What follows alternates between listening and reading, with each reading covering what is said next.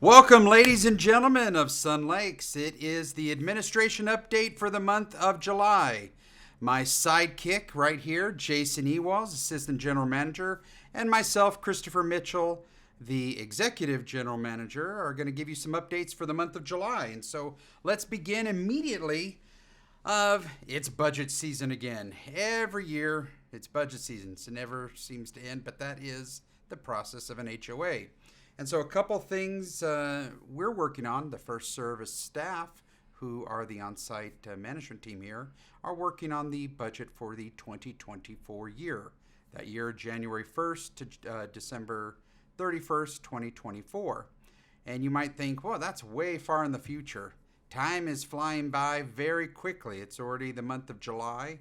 And this budget season usually lasts from July till October when the budget is approved.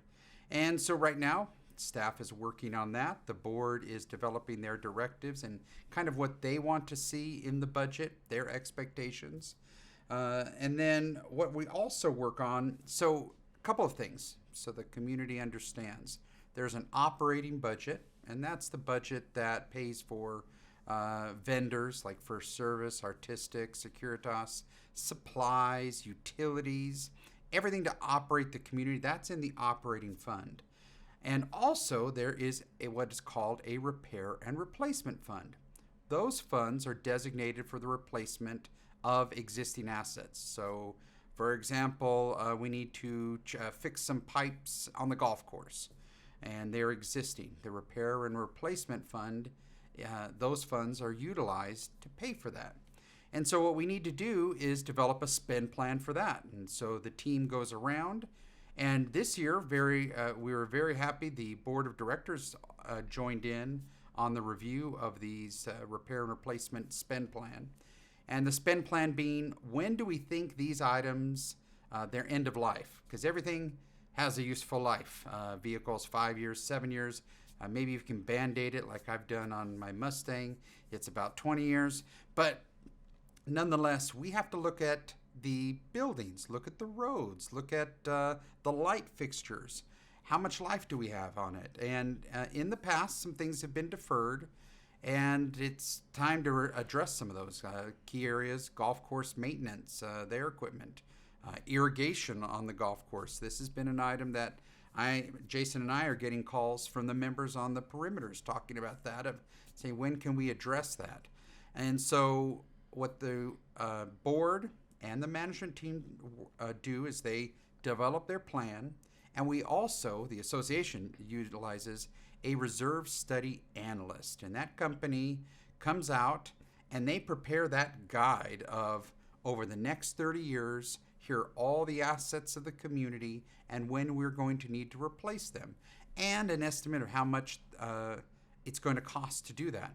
Now, you and I both know over these last couple of years, costs have gone up a huge amount above the normal inflation rate that we've seen in years past. And so last year, you heard me talk about it during the budget meetings, that we've got to look at this, and with inflation, things that we thought we had enough money for, we're going to have to put more money aside for.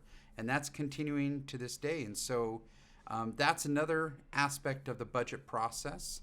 And so look forward to that, getting updates. And then, of course, we have a capital improvement fund. That is a separate, distinct fund as well that pays for new items. These are non-existent, for example, lounge expansion. We were going to use the funds in the past. Boards had set aside money for the drought tolerant. That drought tolerant initiative failed, and so the funds are able to be used for new things. Lounge expansion is one of those items that the board is looking at, as well as camera expansions. So that will also be discussed during the budget process. Now, you can go online and see the budget timeline of when we're going to have doing presentations. The workshops will be in September. Jason and I will make sure that there's popcorn there available for those workshops, so you can hear about the finances and have some popcorn. So that calendar is online. Go take a look at it. But again, this is a big part of the management process is the budget, setting the realistic expectations, because that's how the community needs to make sure that it collects enough money from assessments and ancillary activities to pay for the expenses of the community. So with that, Jason, what else do we got going on? Well, speaking of calendar, again, on the website, a great way to find out what's going on is the club calendar or the community calendar. Now, that can be found once you log on. Up on your upper left-hand side, it'll say Club, My Club. If you click on that, it'll say you can see your calendar. That'll take you to the monthly calendar that is prepared, and that's going to encompass golf, recreation, as well as food and beverage, and administration, so any meetings we may have. A couple of things that are highlighted for July were, one, the happy hours, which right now are every month. That'll be on Wednesday and Thursday from 3:30 to 6. So make sure to stop by the lounge at that point in time. Also, we have our community awareness, which is being held on the first Tuesdays of the month. This month it was the second Tuesday due to 4th of July being the first Tuesday. So that took place on July 11th. We also have the monthly sessions for the open meetings. This month's on the 26th at 3 p.m., so make sure you check that out. Let's see, we also got listening forums. Now, we did have the one in July. Yes, but, we did. The next one will be August 7th, which will be the first Monday in August. Again, at 3:30 p.m. in the Sandwich. However, Sandwich is closed for the month of August. I'll be giving that update. Don't give that update. So it will be held more than likely in the restaurant. Perfect. We also have district delegates meetings. Now, July, there was not one held, as tradition has held true. They go dark in July as well as December. The next one will be on August 3rd at 2 p.m. in the ballroom, so make sure you check that out. So once again, anything you want to see what's on, check out that calendar. You'll be able to click on it. There's a flyer related to it. That flyer will pop up, but you can also check out months ahead as well. Good deal. You know, one thing I want to deviate and talk about that listening session, and I attended that listening session, and I appreciate the members that were there. One thing that I definitely want to make sure that members do is if they see something, they say something. So what I mean by that, we have a message to management button on the website. We have a message to management box. Jason and I have emails. Please communicate. If you see something, an issue with, we had a member, and I'll be reaching out to that member, talk about concerns about the community, how it looked, and during their walks. And I actually did a tour myself and went over there and drove around. There was some concerns that there were infrastructure failures, houses. What I did find is that there was a house that did have a trash can out, and there were a couple of maintenance issues around that area for the houses to maintain. And planning compliance was on that. But what I'm getting is that at these listening sessions, I hear that there's a feeling that nothing is getting done. And if we don't know about it, then I can't address it. And also, things that you may not think are being done, they actually are, but there's a process to it. One of the big things, parking.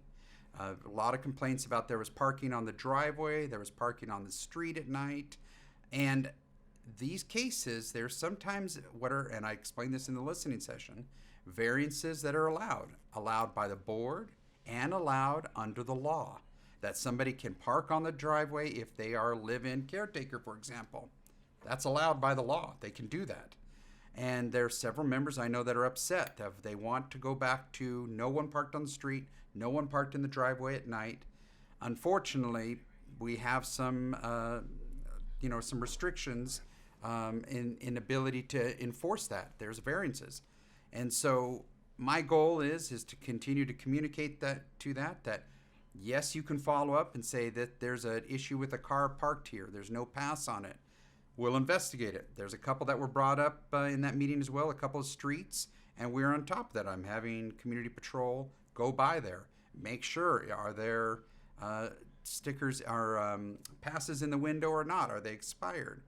And so again, the key thing is from the listening session, I want to make sure that the members communicate date, time, location for these incidents so we can follow up. If you wait a month to come to a listening session, it's hard then to enforce. That trash can may have been picked up. That lawn may have been addressed or something else. Don't wait. Communicate quickly. So that's one thing I just deviate from. Yeah, and Chris, we were talking about your parking laws, and it's not so much variances from the association, but it's the state of California Yes. giving variances Yes. to these. Like Yes. these caregivers, state of California says we have to allow them to park outside. Yes. We have to give them ample parking. Yeah. So it's not necessarily the association that's giving the variances. Right. It could be the state law as well. That's it. So one thing Jason started to give an update on me is the Sand Wedge update. And so anyone who is going to the Sand Wedge right now during the month of July may see a little sign that says closed for some remodeling. And what is happening is the board has approved the renovation of the Sand Wedge bar. This is critical in that many members who have lived here past 3 years. I've been here 7 years. Jason, what are you? You're here 10 years? Going on 10, yeah. And then Tammy's been here 40 years? Something like so that, I'm just yeah. kidding. But Tammy's been here a long time. But and we love Tammy.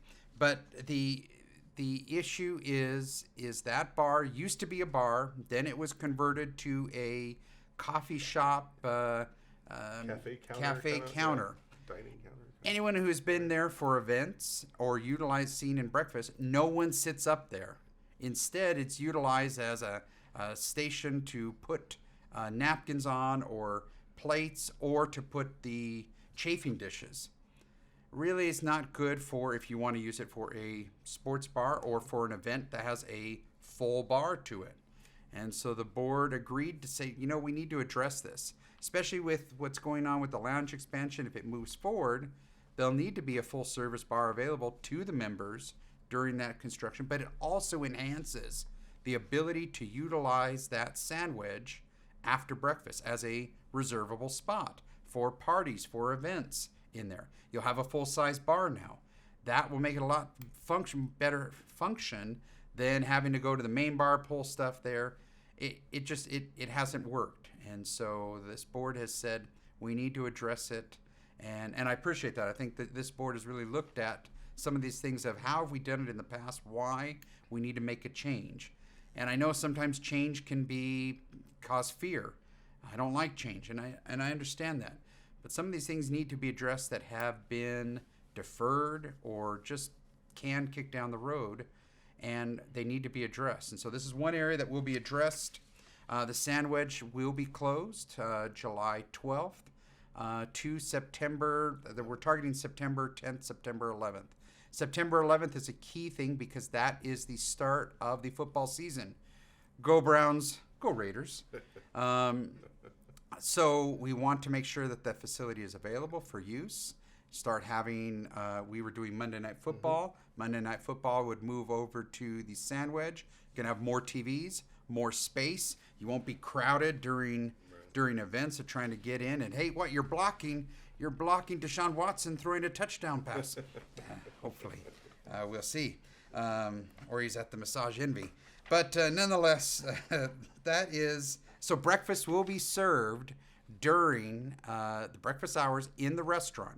Listening session, everything that was in the Sand Wedge will be moved to the restaurant. Your ice cream socials, everything will move during that time.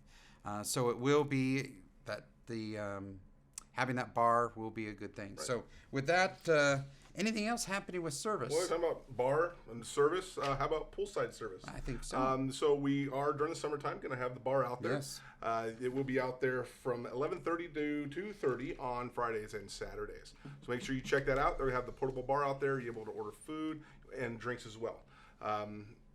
With that, we want to check it out. You guys, last year we tried it. We tried it on a few different days during the week. Didn't really pan out. Right. So we are trying it just on that Friday, Saturday where we see the most participation at the pool. That's right. Looking forward to that this summer and see how it goes. Speaking about pool, can you just go over some quick pool rules? Yes, I can. Perfect. Thank you. So even though the pool is a great place to party and have fun over the summertime, we still do have rules. And so please make sure to abide by those. Make sure you are with your residents when you're at the pool. Children's hours are from 10 a.m. to 2 p.m. Right. They must be out of that area after that. With that, make sure that you are abiding by the toys as well. We don't allow beach balls or footballs or anything to be thrown in the pool. We do allow pool noodles, so Yes. that you can use. So pool noodles are okay and acceptable even during kids' hours. That was changed a couple years back because they separated it, and people were really upset about why we can't have it during this time. Yeah. So the board did say, okay, let's change the rules there, and the rules got amended to allow pool noodles through the entire pool. There was a pool noodle revolt going on. There was a pool noodle I revolt. remember that. Yes, there was. Yes, there was. But again, still remember that those rules that are listed in the rules and regulations, as well as posted at the pool, are in effect. Perfect. Okay, then winding down my section on updates for administration and projects. And so one thing I think you've probably heard during my open session, if you've been at committee meetings that I've attended or Jason has attended, management will return to the practice of providing a report that was done pre-pandemic. So for the pandemic, you might remember I was issuing general manager report as well as a manager report, full of a lot of great information. The pandemic kind of stopped, and we kind of pivoted to this kind of interaction that we're having with admin updates. And this will continue. We'll continue to provide updates through Good Day Sun Lakes and the website. But what we're missing, and kind of Jason and I kind of thought about it, is during these committee meetings or on the website of, hey, I just need a management report for things that aren't covered under the Good Day Sun Lakes, or maybe go into a little more detail and statistics. I'm not going to bore you. I'm not going to Ross Perot and have my little chart here, the giant sucking sound of, no, I'm not going to do that. We're not going to be doing that because that's not the venue. You like to hear us. You like to watch us, I hope. But I'm not going to do PowerPoint presentations here on this admin update. Instead, the management report will have some of these key statistics that you may want to know. Did you know, for example, you'll see information about gate. What is happening at the gate? How many people came into the gate? How many passes were issued? What's happening in our accounts receivable month over month? Are more people delinquent? Are we getting our money? What's happening in the restaurant? Some of the covers. So what we've thought about is I'm giving updates and Jason's giving updates in committees, in delegate meetings, in board meetings, and on Good Day Sun Lakes. But there wasn't one overall where is all this data going to be presented instead of piecemeal. And so this management report, we started it last month. I did the May one and rolled it out, provided it committees. It's on the website. And the June one will be done. And so these reports will come during middle of the month for the prior month. So the June management report is being worked on right now. I'm working on it, and I'll have it probably the week of the 17th out to the community. I wait for the monthly financials to come out for June because some of the financial data is in there. How are we with cash? How's our balance sheet looking? Also adding things that we did in the past, narratives from the departments, kind of a narrative of what recap, what happened, and then looking forward, what can we expect for the next month? And so I hope you find it useful. It was useful in the past. I got a lot of positive feedback from it from the members. Again, we stopped during the pandemic, but we are going to be bringing it back. And so look for that. In this report as well are project initiative updates. And what I'm going to do is give you a brief one. You can go online when the report is issued to see all those projects. But for this, I want to just give some key ones, some large projects that we're hearing or members are asking for feedback on. So fountains at Gate 1 and Gate 2. Now, Gate 1, the operations department worked with the vendor, restarted it, got some pumps working, and then it failed a little bit. Some of the pumps failed. And so operations is working with the vendor to get those restarted. For Gate 2, for that fountain, operations, Mark Schleiden, is working with the vendor for fixing those. So we did Gate 1 first, and we're going to move on to Gate 2. The South Clubhouse dehumidifier. This is one I know members are asking when is it going to be installed, and we're still targeting August, September timeline. Remember, we got it approved, but there was a long lead time to get that in for that piece of equipment. And that should resolve a lot of the issues that are going down there. Remember, we will be looking at the same time we're doing the dehumidifier, addressing the decking as well. And then lastly, I know one area is the road project. People have been asking, they've seen some cracks, they've seen some other items. I invite all members to go onto the website under projects. You'll find the pavement management plan there. And the pavement management plan is a 5-year plan of what we're going to do, address different segments of the community, the roads in those segments. And so there's a segment that is come up for this year. quotes. We have hired AEC to be the project manager, and they developed the RFP with all the specific guidelines, and they issued that RFP. The results are coming back, and the board will be reviewing that shortly. And then toward the later part of the summer is when we'll address the roads.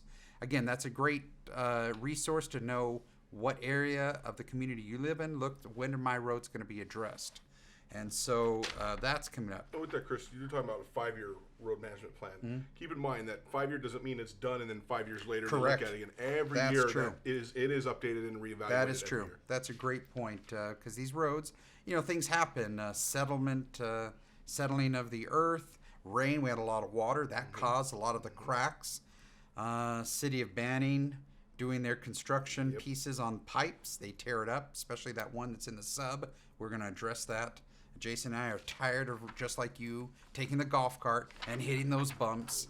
That's just not good, and so we will be addressing that. And I also want to let you know, Mark Schleiden is working with the city to get reimbursed for that road work. If the city damages the road, doesn't put it back to its original specifications, we will do it, but the city will reimburse us for that. And that's a key thing. If you break it, you buy it, so to speak. Another thing that members are talking about is the lounge, what's happening with the lounge expansion. And so the architect and the designer are working with the board of directors to finalize the plan. You might remember during a town hall, we talked about the floor plan.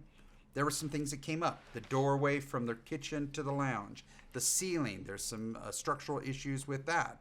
The window from the lounge out to the ballroom, how is that going to be handled?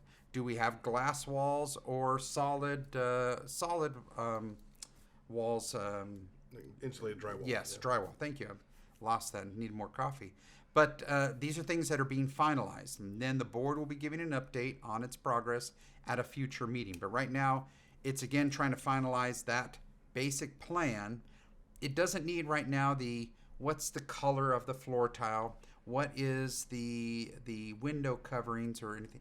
Right now, we need to finalize the floor plan, how it's going to be set up, the structure, because that's needed for building documents, and those building documents are needed so I can price it and see how much it's going to cost. So that is going on. And finally, one thing that members have brought up is that CCNR amendment. And so previously at the board, 2 board meetings ago, I think it was April or May, one of those, time's flying by again, the board had approved a CCNR amendment to change the threshold for approval of amendments, and instead of moving it from the 3/4 to a different percentage.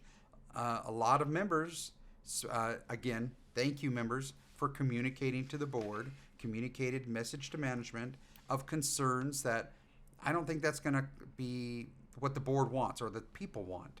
And so the board analyzed and said, understand the concerns.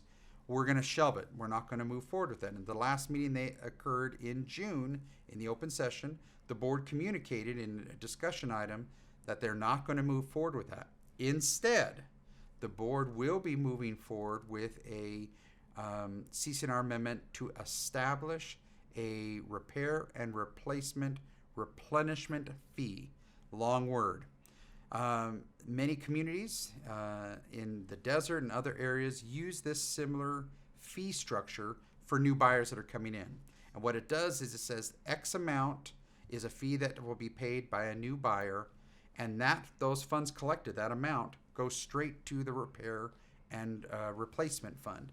It is a great way to replenish the fund, to, again, increase it because costs are going up, and the concern is over the next 10 years with these cost increases, make sure we have enough money to handle all those projects in a timely manner. And so this will be discussed at a future meeting. That CCNR amendment has to be approved at the board level to be put on a ballot.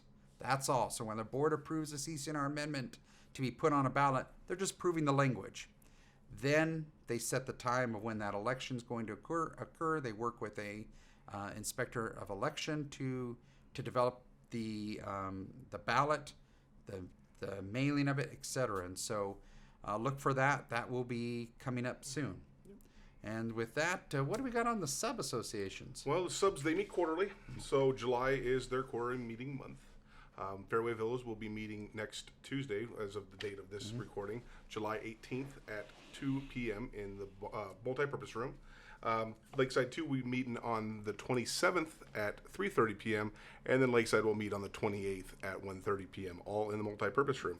So again, at this meeting here, this is an important meeting. This is where we get the final review and approval of the reserve study for 2024, as well as start talking about budget and the 2024 budget. Just like the master, ours goes calendar year January 1st through the 31st of December, and same issues, just on a smaller scale.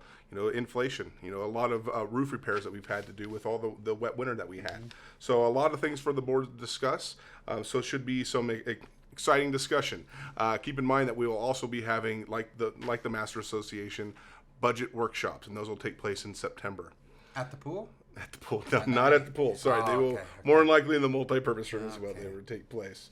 Currently, right now, Lakeside is having the second phase of its trim painting done. So pretty much the southern half of the Lakeside community is being done. Lakeside 2 finished theirs in May, I believe, is when it got wrapped up. And Fairway Villas is due to have their first phase again, I believe, in 2025. So some projects are winding down for the subs. Don't really have much more planned for the rest of the year, other than, like I say, working on the budget. Moving forward, again, look for those dates to be out about the budget workshop. They'll be on the line on the calendar, on that community calendar that I discussed earlier. And we're going to be working to have a joint meeting with all three subs to get together. Again, the three associations are identical, but little changes here and there, but they all have a lot of the same issues. So getting the boards together to kind of discuss and brainstorm, what can be done or what kind of issues they're facing is a good way to try to get some results and different things done, taken care of. Yep. So that's kind of what's going on with the subs right now. Just kind of plugging along and looking forward to budget season. So you can see there's a lot of stuff going on. I remind you, please stay tuned to Good Day Sun Lakes. Pay attention to the website, the calendar. There's vital information there. We're also working with the Good Day Sun Lakes team to update the screens that are at the clubhouse, and so get information off that. That's another vehicle we're going to use to communicate to the community. So again, ladies and gentlemen, I'd like to thank you for joining us for this July administration update. Your hosts, Jason Ewalls and Christopher Mitchell, we wish you a safe and wonderful July. Take care. Thank you, everyone.